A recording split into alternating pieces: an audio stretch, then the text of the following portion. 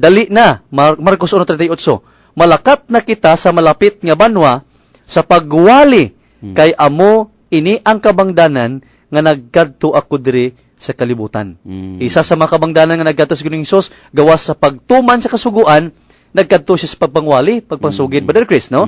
Kag karon kay nagkadto man siya diri, sino nagpadala sa iya?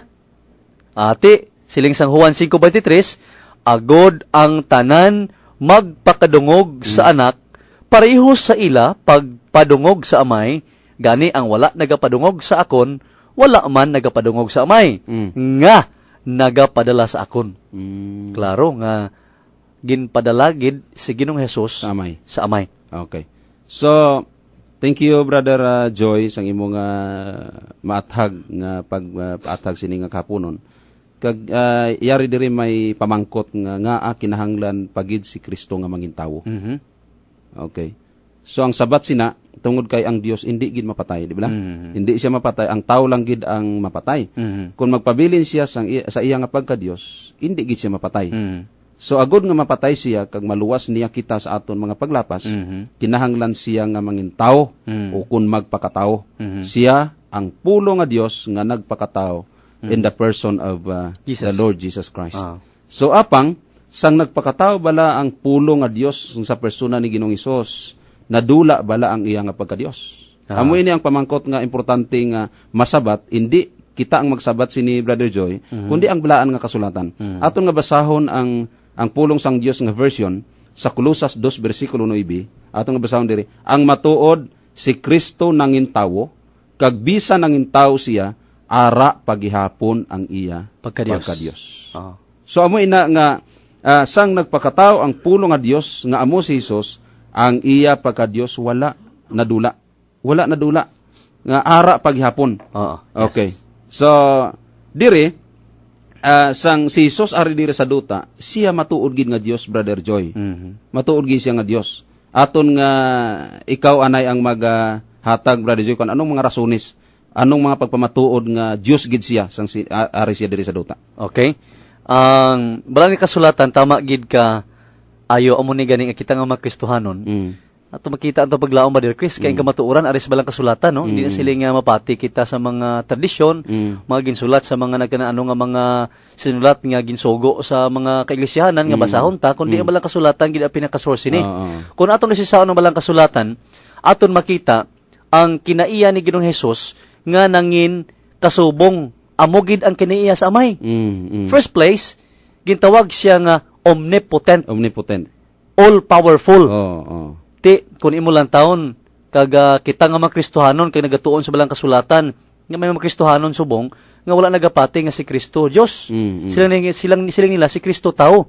So, paano naton makita ang omnipotency o kung ang pagagamahanan ni Ginoong Hesus? Ang iya pulong makabuhi sing patay. All we know that He resurrected the daughter of Jairo, kay Lazarus, kag damo siya sa mga maayo nga ginhimo, kag ilabi na ang pagpatawad sang sala, Brother Chris. Kag subong sina idugang mo man nga iban, nga omnipresent siya, kag omniscient mangyapon siya. Inatanan nga mga kinaiya, ara na sa Dios, ara sa iya man. So, nagpamatuod nga ini si Ginoong Hesus nga nagpakatao, klaro, Brother Chris, nga He is not only purely human being, but He is also divine in nature. Well, there is no such problem in regards with His humanity. Kaya tama ka self-explanatory niya. Daw hindi kayo ba isunon? Hindi man, kaya makita nimo nga si Ginoong Hesus na tao sa kaliwat ni David. Ang iya gipakatawhan si Maria. May mga utod man siya, sumala pa dira sa Kapitulo 13:55 to 56 si Mateo nga ayang utod si Santiago, si Jose, si Simon, si Judas. Wala lang gibutang iya utod ng mga babae, pero literally kung imo lang taon physically nga tao gid siya. Di gingutom siya, na kapoy siya, naghibi siya gani pagkapatay ni Lazarus. Ti ang iya nga ginhimo kag ato na batyagan subong wala question nga tao si Ginoong Hesus. Tao siya. But then ang isa sini nga mga butang aton makita, there are still lots of differences if we're going to compare sang iya pagkatawhanon sa aton. Do the fact nga, Ang balang kasulatan nagsiling sa aton nga gintintar siya, pareho man sa aton. Pero ang pinakalain, Brother Chris, nga diferensya sa aton, kaya nagsiling si Apostol Pablo sa 2 Korinto 5:21, si Ginoong Hesus, wala nagpakasala. Wala nagpakasala. Why gid nagpakasala? Di Okay. kitaya, ikaw, Brother Chris, wala ka nakapakasala. Ate, di man na nato maligar kay ang tanan nga tao nagpakasala. Nagpakasala, sumala Luwas sa- lang sa kay Kristo. Oh, Roma 3:23, tanan gid taya, nagpakasala, luwas lang kay Kristo. Kay si Ginoong Hesus mga otod, hatagan kita sa pagpahibalo kag mga tagna sa Old Testament nga gintalana na siya daan nga matawo. Kag ini siya aton makita nga hindi isa ka ordinaryo nga pagkatao ang pagkabunag ni Ginoong Hesus. Agud mangintawo siya. First and foremost, kung aton basahon ang Lucas 1:35, nagpakita ang anghel, ginpadala ang anghel sa amay kay Maria. Nagsiling ang anghel kay Maria, the child to be born will be called holy. Holy.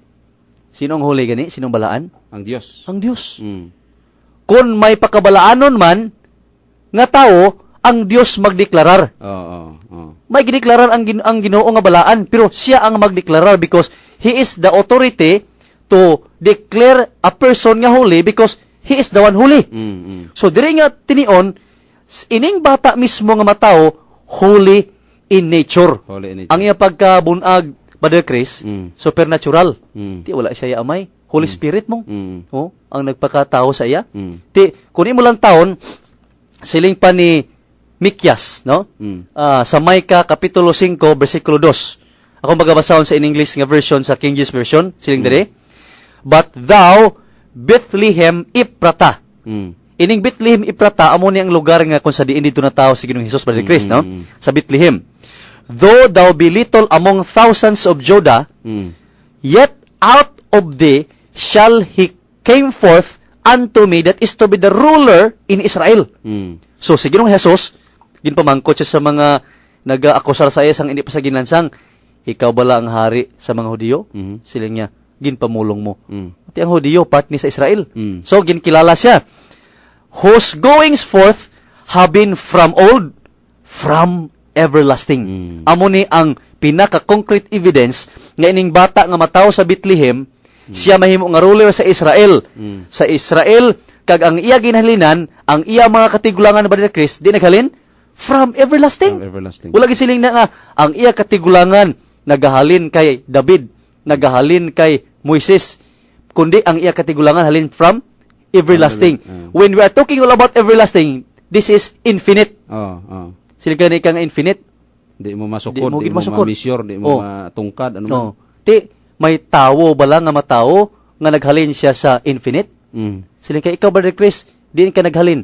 Naghalin ko ni sa kay amo ning lolo ko, amo ni kuan mong family tree mo, imo nga i-trace, dayon masiling ka nga dira ako naghalin. Pero si Ginoong Hesus, ang iya nga origin hindi matrace. From everlasting. Oh, that is mystery. Ang iya nga ang term nga gingamit diri, Brother Joy, sa Mikyas 5:2, may ka 5:2, ang iya mga gingikanan kutob pasadumaan. Sa wala sing katapusan. So thank you, Brother Joy, sa imong pag-present about dual natures. Dual natures ang aton nga Ginoong Jesucristo. Okay, kag may gidugang pag sa cyber crisis, excuse me, no? May gidugang pa siya diri nga ining sa Isaiah 9:6 bala. Of course, still the prediction all about the child to be born nga si Ginoong Hesus. Kung imo lang tawon ang ini nga passage, gin-introduce kung sino ini ang bata nga matawo. Damo sang mga identity. Kag una diri ginpakita siya nga he is wonderful counselor. And not only wonderful counselor, he is the Prince of Peace. Siya ang prinsipe sa paghidait. Hindi lang siya makatilinga lang nga manuglaygay o kun prinsipe sa paghidait, kundi ano pa siya? Mighty God and everlasting Father. So, amo ni siyang nagakonek sang iya nga origin everlasting. Kagang iya man nga pagka-father, ang iya authority everlasting man. So, kung ini nga bata, tao siya nga pure, wala siya sang divine nature, paano mahitabo nga ang iya nga ngalan, tawgon nga everlasting Father? Mighty God, gid nga. Mighty God pagid. Tapos ang iyang origin, from everlasting